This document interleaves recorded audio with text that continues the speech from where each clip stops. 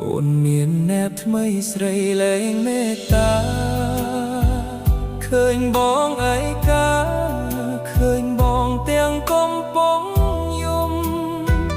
ពីមុនគ្មានប្រាក់ដេកក៏អូនរស់ជួបជុំពេលនេះអ្នកណាប់ទូមុំ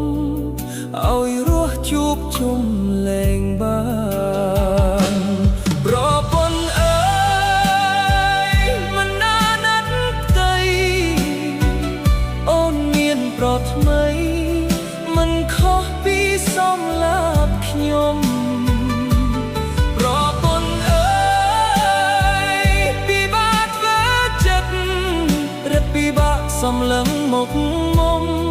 ព្រោះគ្រប់យ៉ាងអូនឲ្យបង